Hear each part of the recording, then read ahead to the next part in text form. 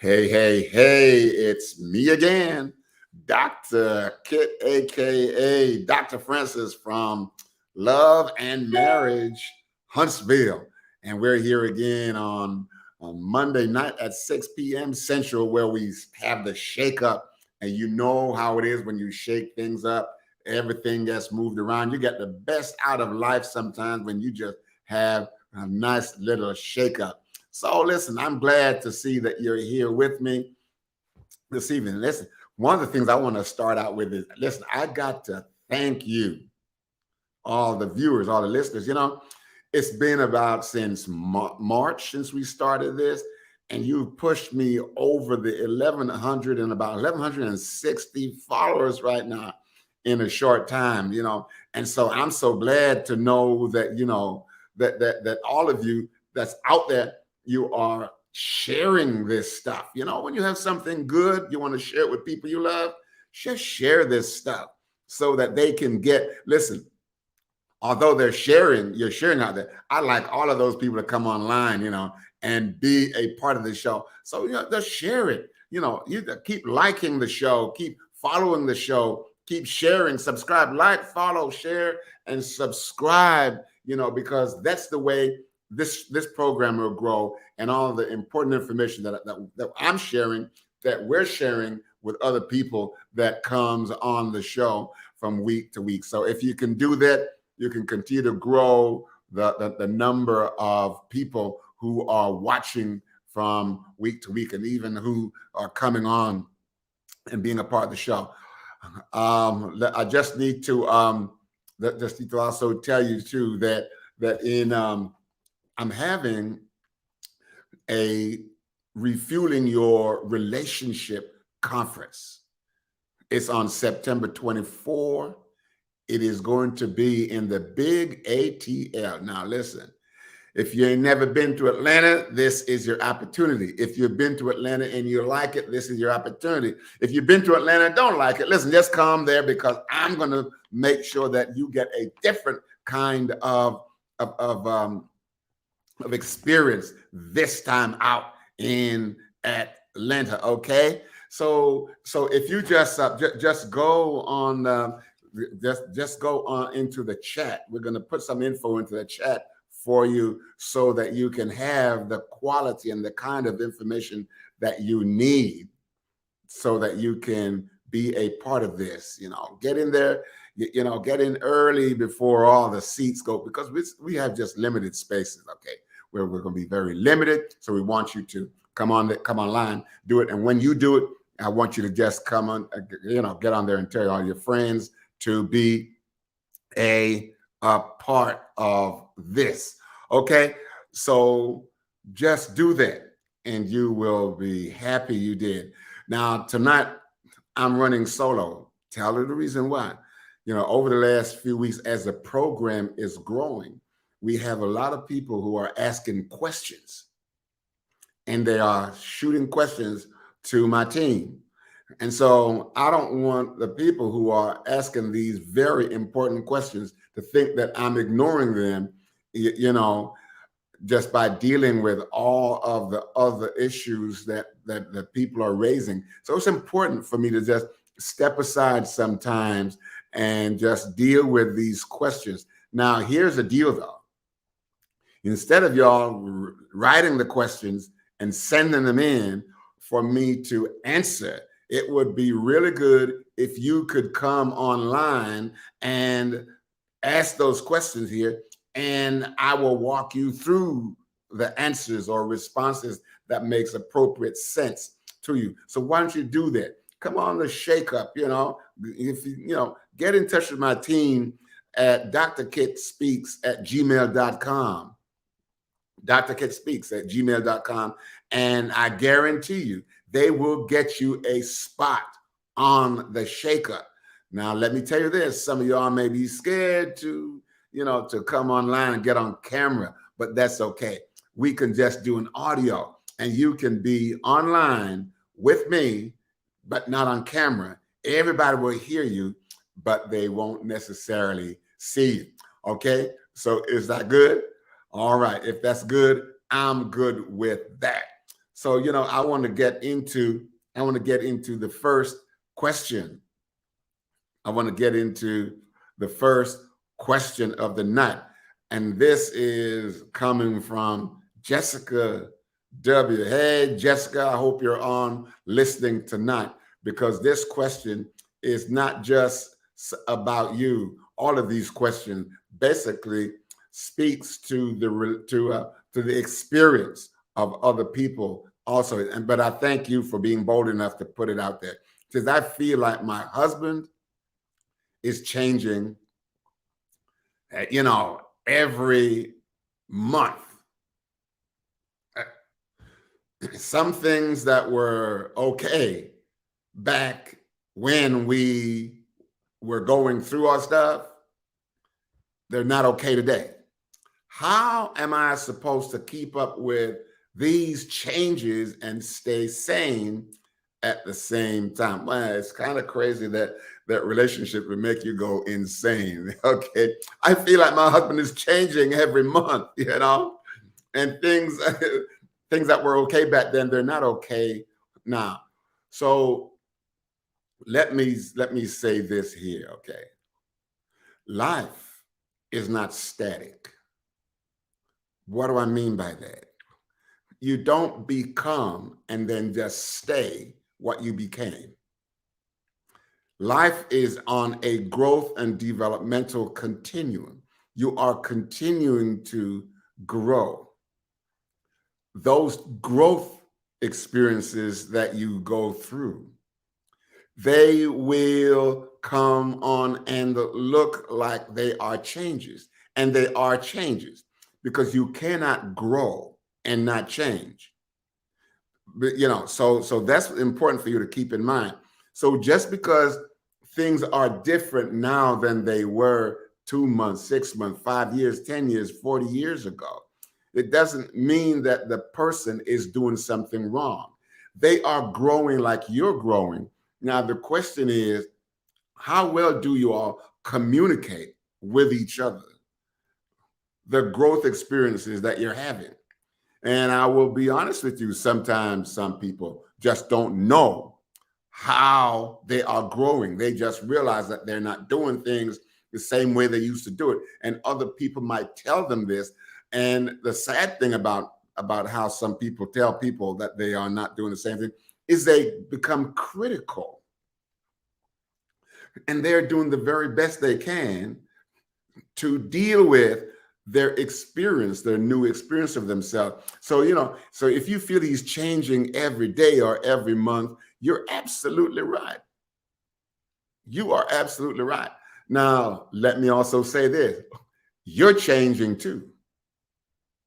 You're not static.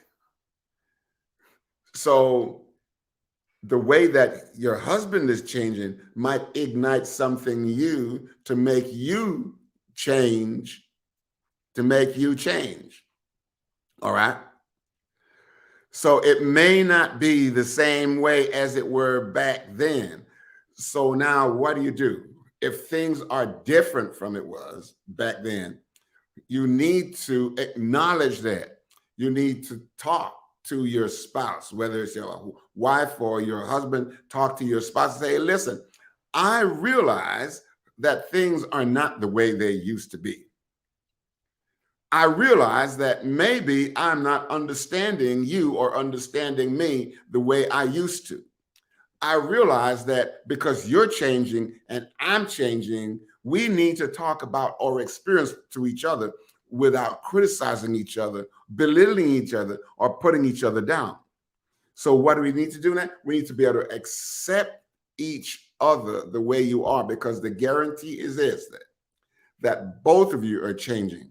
And because of the change, it will not be the same as it was back then.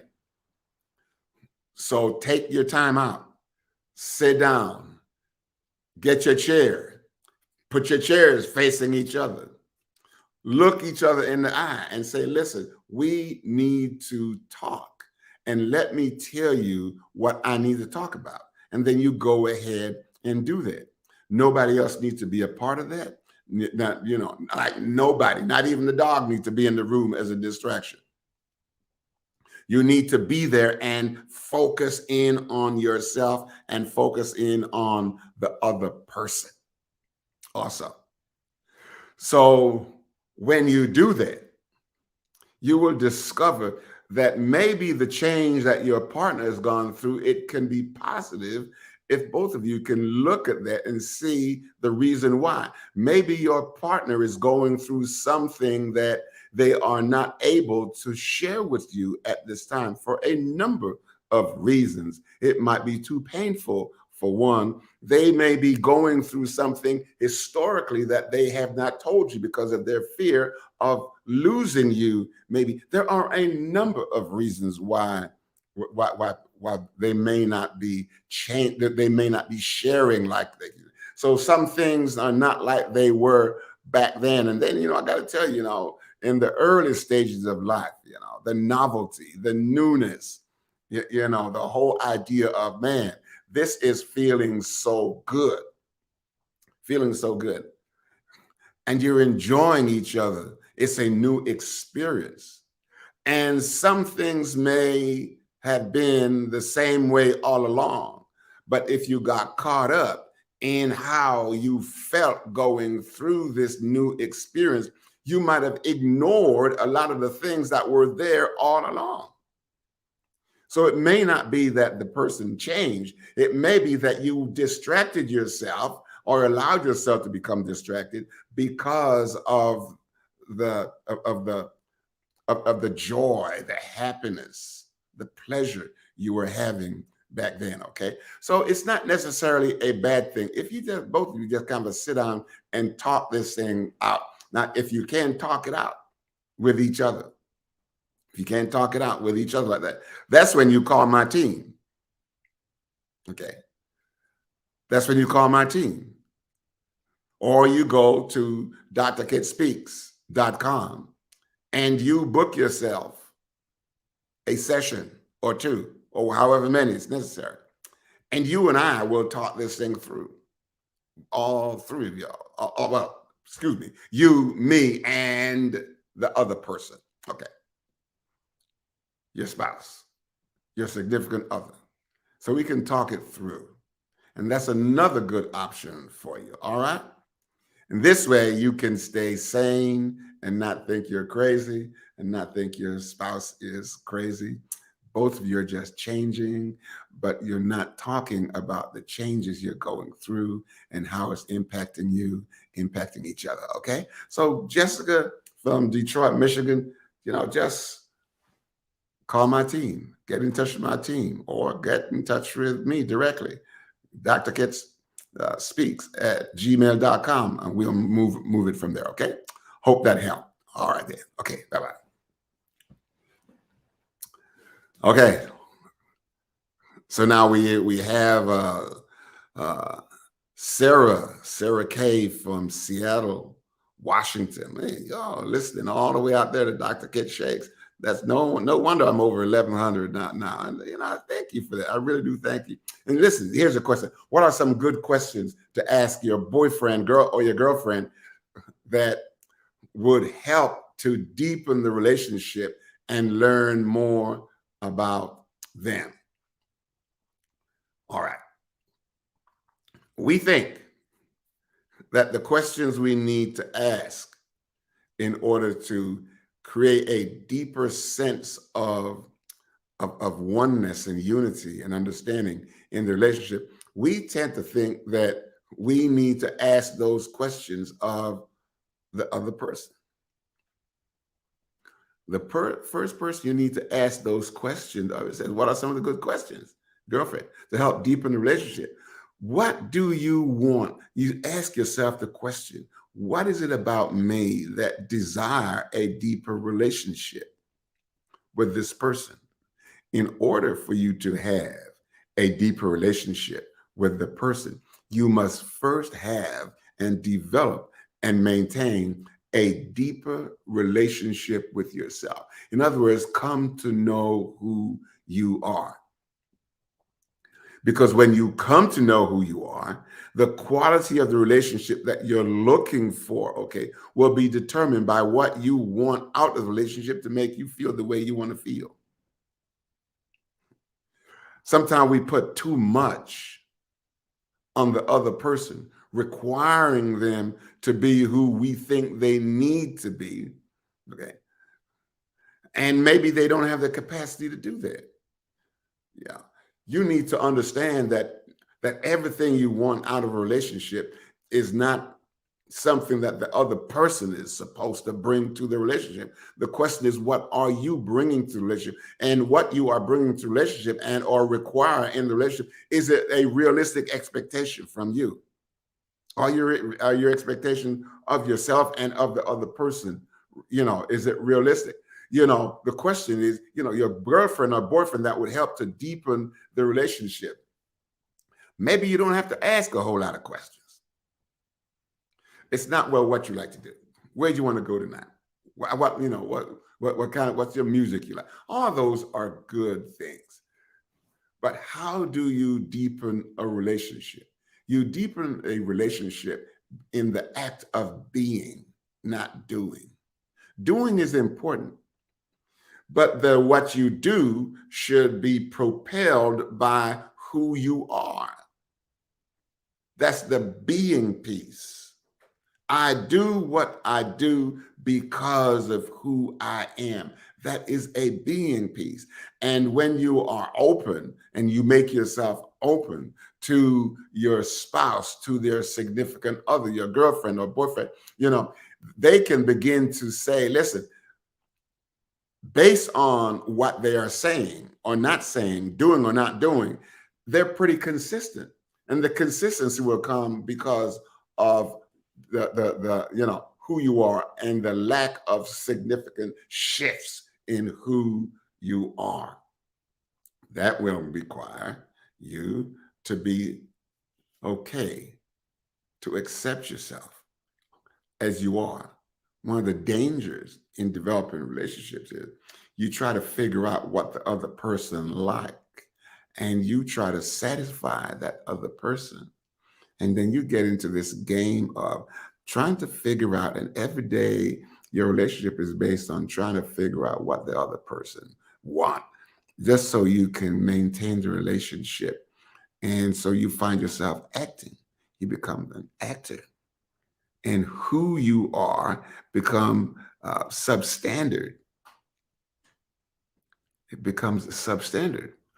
Because now who you are will be, or how you act out who you are, will be dependent on what you want from the other person. What you want from the other person. How do you want is how do you want that person to respond to you? And by the way, this is a very good question. This is a very good question.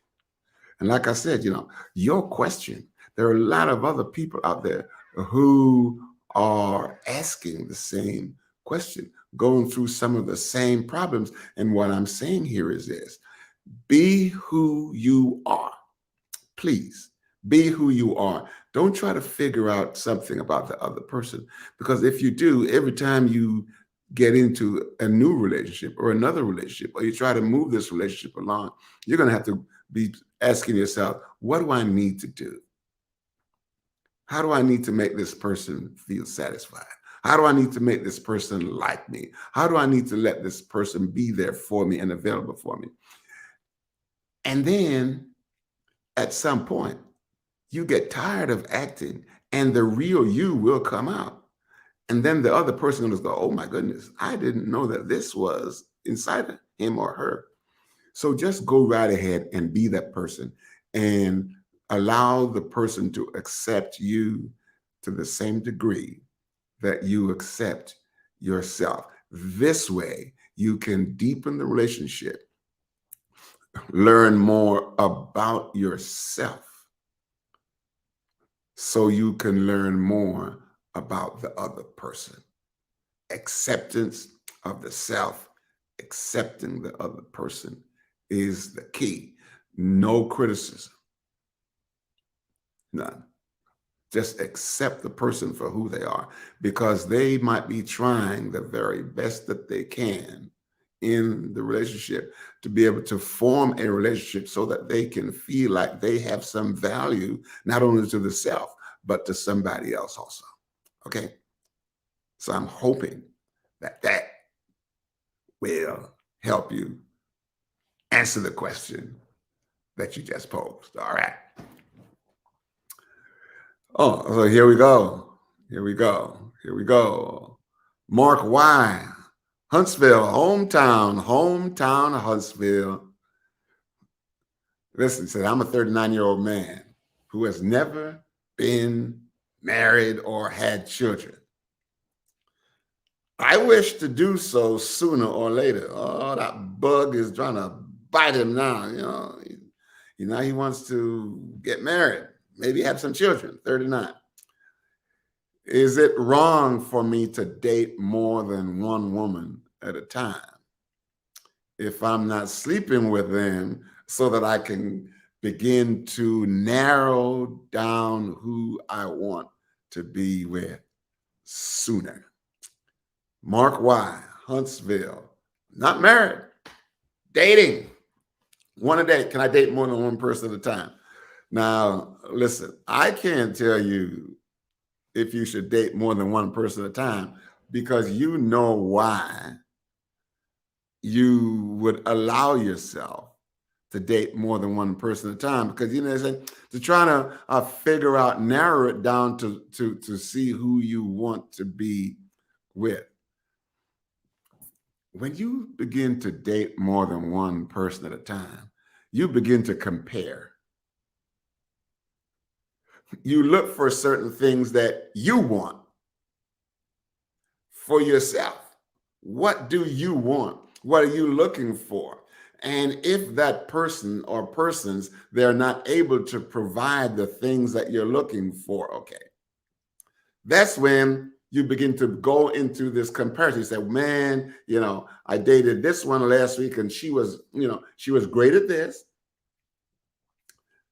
But the one that I dated the week before or 2 weeks ago, she was great, but she didn't have the quality that this one had. And so you find yourself becoming a sculptor, trying to sculpt somebody for you who you believe will be the perfect person for you so that you can settle down and become the person who you want to be. But here's the key. When you do that, you're trying to set it up so that your life can be as easy as possible, because now you are requiring this person, okay, to be exactly who you want them to be, so that you can feel how you want to feel.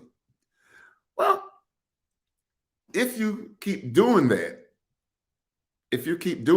going from one person to the other, then it comes down to this. What is it about you? See, this question keeps coming up. And the thing about dating other people, we're looking for them to be who we want them to be. But the question is, what is it about me that's making me feel satisfied with this part of this person, but not the rest of this person? But I want this part of this person here to be available to me. And when I'm over here with this other person over here, they're not all that I want them to be either, but I want the part of them that I like to be available to me, just like I want the part of this person here to be available to me. And you do this 4 or 5 or 6 different people, and you find yourself saying, today, I want to feel this. So I'm going to date this person. And another day you say, well, today, when another day shows up as today, say, well, I want to feel this. So let me call this person. And you keep going around in this circuit. And you require people to be available to you. And the question is, what are you contributing to the relationship that would make the relationship sustainable? So if you keep doing that, then it's pretty clear to me that you might want to ask yourself, is there a woman out there that I will ever be satisfied with, since I am dating different persons who bring different parts of themselves to me that makes me feel the way I want to feel? And when I don't need to feel that way, I go to somebody else to give me the feeling that I want. That might be just a little bit unfair to this person or anybody, because it won't be long before you find a way to let them know that there is something about them that you don't like. And after they've given you the very best that they can give, and you only accept certain parts of them, and you play it back like something is wrong with them, that might be a point of breaking them, or they are feeling broken. Because if they had gone through that before, and they were hoping that you might be the one who could accept it. See, this word acceptance keeps coming up. Okay. It really is. It's so important. If they want to feel that, but they felt like they've been shuffled around like parts of all these different men on in a chess game, just shuffled around like that, they probably will never, or you will probably never allow yourself to become satisfied with anybody, with anybody. So you need to ask yourself those questions. So if you want to get married and have children, that's another issue. The person that you want to get married to, that you may love, just because of who they are. What if they don't want to have children? What'd you do then? See, this is what I'm saying. When you do this, you're requiring people to behave in a way, or to sculpt themselves in a way, so that they can be all things that, to you at the same time, when you want them to be that way, so your life can be satisfied. But it comes at a cost to them. And they can only pay a cost for so long before they get wore out, before something else start to snap. Let me use that. And catch you by surprise. And then you start blaming them instead of asking yourself, what did I contribute to this? What is about me that's making me require people to satisfy me? Why can I not be satisfied with myself? So I would encourage you to not try to sculpt people, because people will always be changing. You can sculpt clay, wood, stone, all kind of stuff, but not people. They have their own lives, their own feelings, okay, to deal with. All right. So Mark from Huntsville, I thank you for that question. And by the way, that's a great question, because, a lot of people date a lot of other people at the same time. They're looking for for that perfect somebody. That perfect person is not out there. They're really not looking for the perfect somebody. They're looking for somebody who can make themselves available to satisfy themselves. Okay. So that's my response to that. Great question. Other people are working with that too. All right. Okay. Great. So let me do this one here, and then we see where we go. This is from Amy M, the great big Atlanta GA, ATL. Here we go. I think the lady that I'm dating has a narcissistic quality, but I could be wrong. How can I tell the difference between a narcissist and someone that is confident? Oh, man. Listen. A person who's a narcissist and who is confident. Well, sometimes the difference is not that big. It really is not. A person who is confident, they have self-confidence. They don't have to put on a show for the whole world to see. They accept themselves. That word keeps coming up because that's a problem in relationship. A lot of us don't have the capacity to accept ourselves the way we are because of the things that we have experienced in the past that are, just hounding us, and we have not worked through. Right? A person who is confident, okay, does not have to put on a show, doesn't have to try to get people to like them, don't have to control people, don't have to behave in a way that gives the message that they need you to like them, that they need you to do everything that they say, because that's a confident person is normally a very quiet person. They don't have to put on the show. A narcissist, is a person who believe in being omnipotent, grandiose, larger than life, omnipotent, all powerful. And those two, those two qualities are at the core of narcissism. But I will tell you this, maybe the person is not a narcissist. I believe I said this before on another show. But there is a difference between a narcissist and one who is acting out narcissism.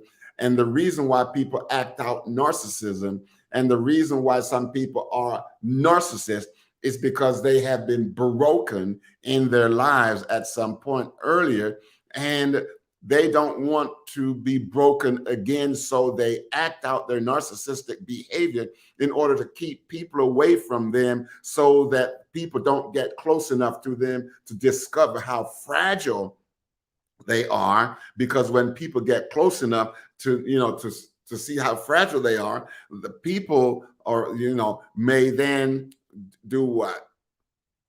Abandon them after they think them. No, wait a minute, I'm all that. Can't nobody abandon me? Yes, they can. They can neglect you. They don't have to follow you. They have to take your stuff. Why? Because the person who's a narcissist is dealing with a broken self. But they project that to keep you away from them. Egotistical. They need all of that. They need the show. They need the biggest. They need the best. They need the brightest. They need, the most expensive, all of these things. And so what happens here is the narcissist requires him or herself, mainly men, to have all these things that are eye-catching and eye-popping. And when you see them, the focus is on those things. And as long as they can get you focusing on those things, then they can say to themselves, these people will begin to like me and to respect me because I have all of these things. A person who's confident, in who they are, not what they do, can drive the most raggedy car, the most terrible looking car, oopsie. And don't worry about what other people are going to think about them because of their what, their when, their where, their how. A confident person not like that. A person who is confident is not confident because of what they do.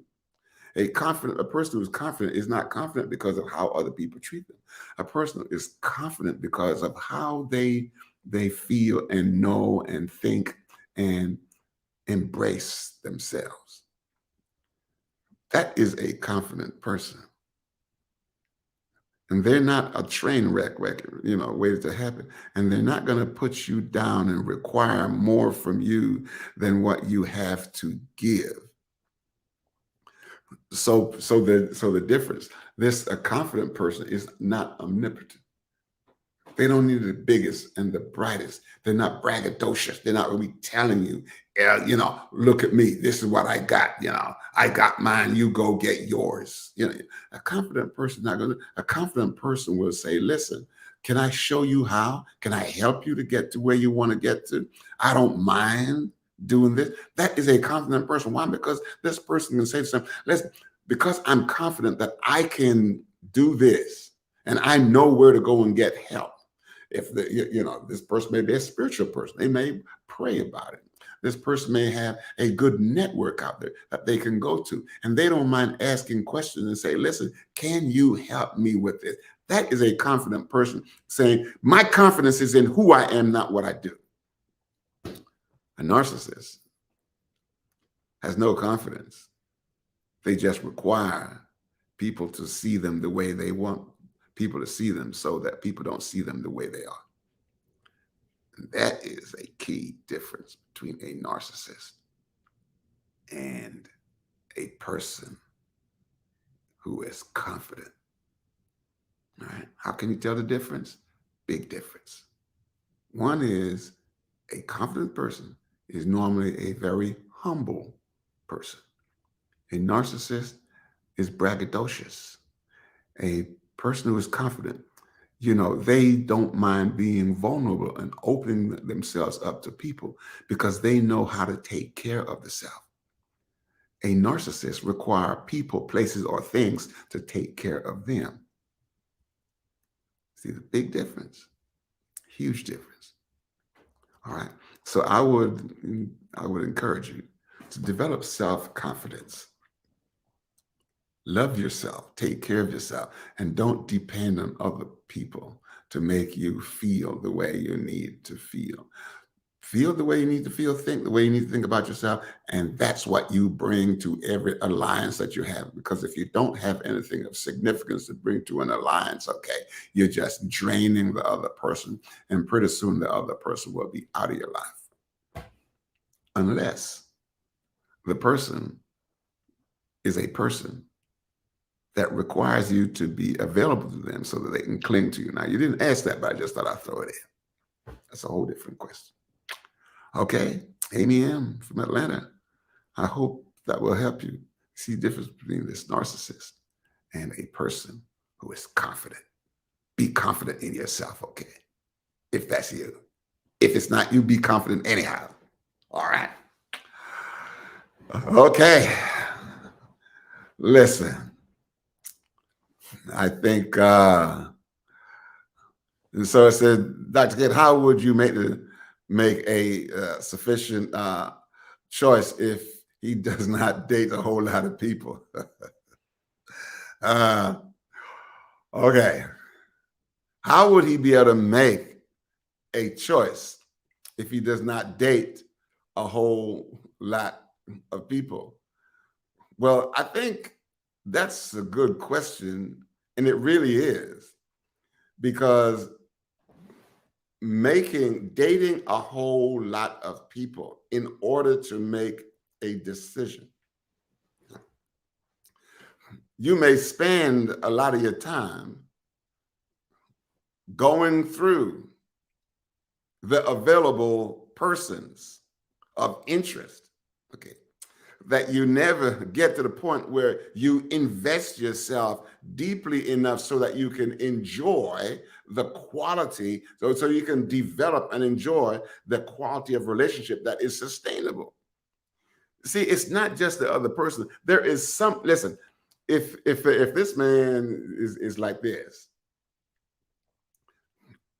the reason he's doing this is really not about the women.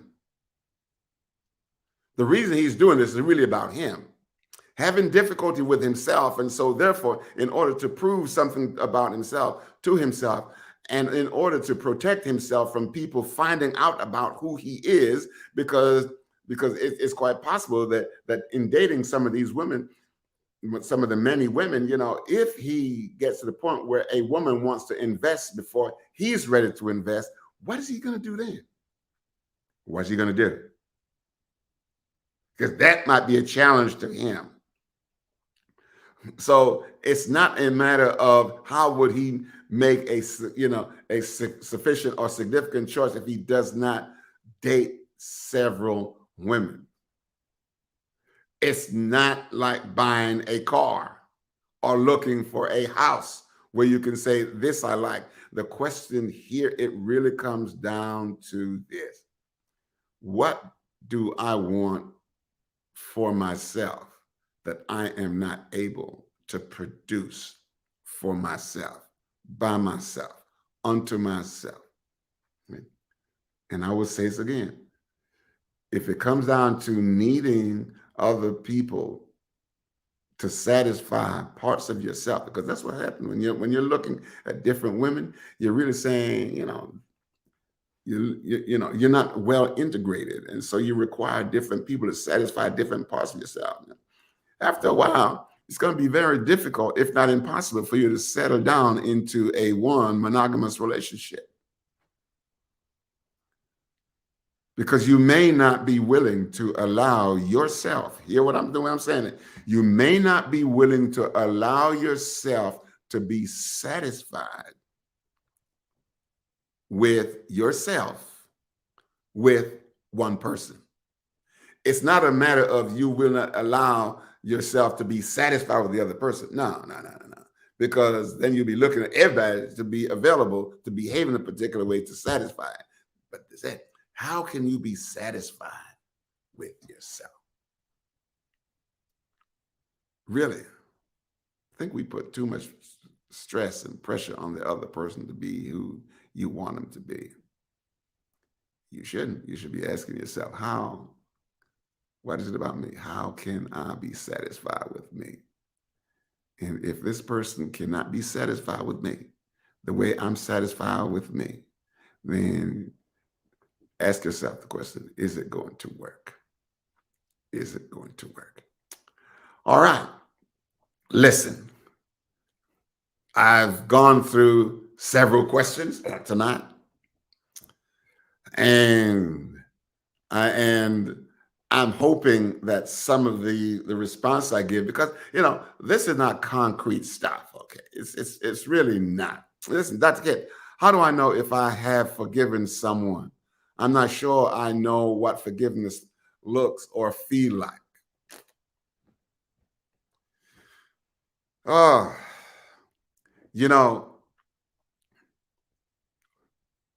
a lot of these questions, there are no playbook towards this. How do I know if I've forgiven someone? Let me say it this way. You will probably know. Let me use me. I will know if I have forgiven someone, okay, when I'm able to think about that person, see that person, be around that person, and not be overcome by the pain. Here I'm gonna say it, and not be overcome by the pain that I felt or I am feeling because of how I experienced the other person. So what I'm saying here is this: if you think that another person hurt you or harm you, and you think that they should ask for your forgiveness, and you will not forgive them until they do, you may be holding them responsible for the one thing that you need to hold yourself responsible for.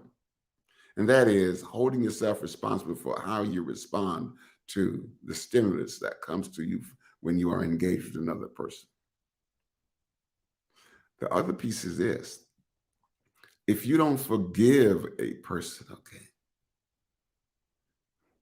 then you need to ask yourself this question. What am I going to do with the part of me that I have to deal with because I have not forgiven the person? You're going to have to deal with that. And so it's important. Forgiveness is not what you do for another person. Forgiveness is a gift to yourself. A gift to yourself, not something you do for somebody else. It is primarily a gift to yourself. And before you can forgive somebody, you need to forgive yourself for harboring resentment and all the things that you felt because of what they did that you didn't like, or they didn't do that they should have done. So it starts out with you. I can't say this enough. In any and every relationship, Your experience of the relationship starts with your experience of yourself based on what happened, the stimulus, whatever the stimulus might have been, and how you feel about that, and the person who provides that, and how you feel about yourself. So, how do I know I've forgiven? You know when you've forgiven a person when there is this freedom that you have, this freedom that you have, and not feel like this person is is uh is controlling you. When you don't feel controlled by this other person, how do I know I've forgiven a person? When I don't have any pain with about the other person. How do I know I've forgiven somebody? When I have the freedom that I want to be able to see this person, behave towards this person like nothing. How do you know you've forgiven the person? When you go, if at all possible, when you go and you take the initiative to say, listen, I realize, and I might be wrong, but I realize, and I'm thinking, and I might be wrong, that, things may not be going as well between us as I would like it to go. Engage the person, talk about it with the person, be open with the person. And instead of telling the other person what you think is going on with them, tell the other person what's going on with you. How do you know you have forgiven someone? When you have forgiven yourself and you have this freedom to be able to express yourself to that person and not hide from that person and not feel something going through you every time you think, feel, touch, smell the other person. Okay, that's how you know. And if you don't do that, if you don't forgive a person, here's what you're going to do. You're going to find yourself in your own self-imposed prison. You will be in your own self-imposed prison. The get out of prison free card is forgive the other person, and it doesn't matter how they feel about you after you've forgiven them, because your forgiveness or asking for forgiveness and forgiving them, it is your freedom. It is your it opens a way for you to feel less stress or no stress. Even feel sorry for the person that they would not accept your forgiveness. So once you've done that part, it doesn't matter how they treat you. You may not get everything you want out of a relationship after you're forgiven, because there is no guarantee. You don't know what they're going through. And because you're at a place where you want to forgive, it doesn't mean that they're at a place where they want to forgive or even accept your forgiveness. They might want to hang on to your forgiveness so that they can keep you, holding on to the pain that you've been holding on to. That is another way of controlling you. So don't do that. Free yourself. Get out of that self-imposed prison. Say free at last. Freedom. And smile, because that kind of stress can have negative consequence on your entire physical and spiritual and social well-being. It really can. Forgiveness is not easy. Not easy. And once you forgive, you can't take it back. Can't take it back. All right. So thank you for that question. A lot of people out there trying to deal with forgiveness. And let me say this here real quick. I had a client one time say, but what if the person is not available? So I said, well, what do you mean? What if the person died? And I said to that person, make an appointment and go see a therapist or come to me, because there are several things that can be done in therapy to free you of that guilt of not having the person available for you to say you're sorry. Okay. That's very important. Very, very important. Listen, thank you for this question. It's bothering a lot of people. It's a very tough question. Very tough question that people are grappling with. It's a real question. All right. But I just want to thank you for opening up yourself and say, listen, what if? How do I know I've forgiven? You'll know when the stress is gone and you feel free. You come out of that self-imposed prison, you know you're forgiven. And your forgiveness of yourself is not dependent on how the other person responds to you. Okay? So that's my long, short answer. All right. So listen, I'm so glad. And I'm going to say this. Listen, the rest of you that's out there that's listening and struggling with this question, listen, this is a great question to answer, but the dynamics of working it through with you, it will be more beneficial to you as opposed to hearing it from me as a narrative. So I would encourage you, come on the program and let's work it through. So consider yourself coming on the show. Go to drkitspeaks@gmail.com and speak to my team. This is real stuff. Because listen, this thing will cause you ulcers, headaches, cause you all kind of stuff, stress, if you don't forgive. And then you are going to reap the negative consequence of not forgiving. And even when you do forgive, but you're waiting on the other person to accept your forgiveness, you're still going to be waiting in vain sometime if they don't want to do it, because they might just want to keep you in feeling guilty. Okay. Great question. Please get in touch with my team, drkitspeaks@gmail.com. Come on the show.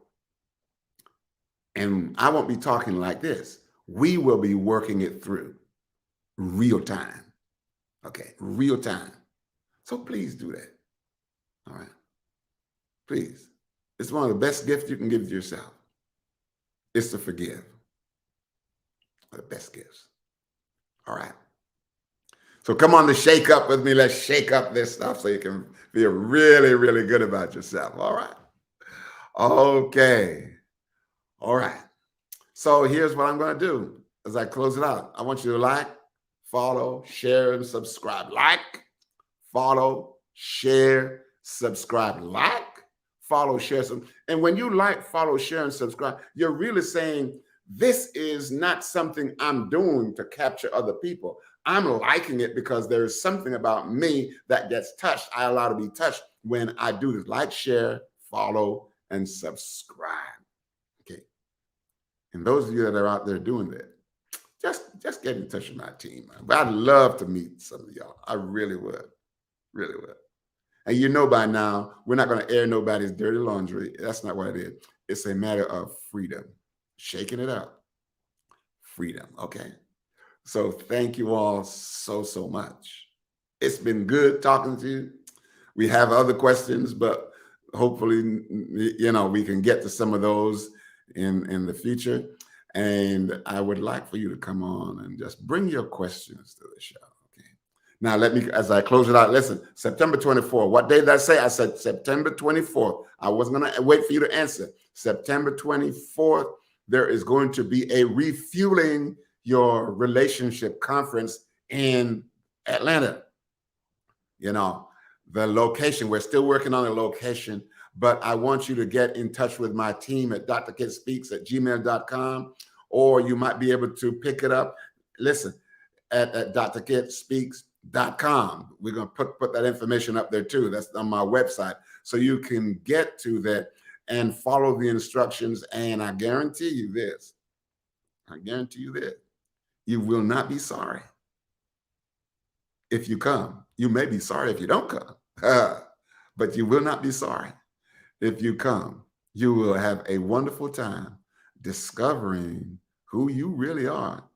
Like that game show, will the real person stand up? And that day, the real you will stand up, or you struggle with why the real you is not standing up. Okay. So do that. Okay. And just invite other people to come on the show. Okay. But September 24th, that's the big day in Atlanta. Looking forward to seeing you there. Looking forward to meeting some of you, those that are following. And again, I really do thank you so much. So we started this in March, you know, and because of your diligence, share, follow, subscribe, and all that. Because of that, you know, I now have over about 1,160 followers in just 3 months. Numbers is really not the issue, but the more people that we get, the greater the message will have an impact. Because that's what I mean. I mean, this thing is a crusade to help people. You notice it's not about get rich, buy a big house, buy a big car. That's not what it's about. It's get rich in your soul, where real riches needs to be developed. Okay, so you can sleep good at night, regardless of the bed you sleep on. Drive good, regardless of the car you drive. Eat good, regardless of the food you eat. When you're satisfied with yourself, that's what I'm all about. That's all I'm all about. Relationships. And the greatest relationship you can have with another human being is a relationship with yourself. Then you have something good to bring to the table with others. Okay. So thank you so much. Have yourselves a good night. See you next week.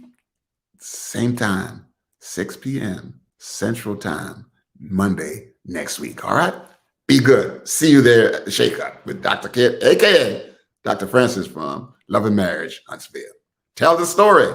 Look forward to seeing you, hearing from you.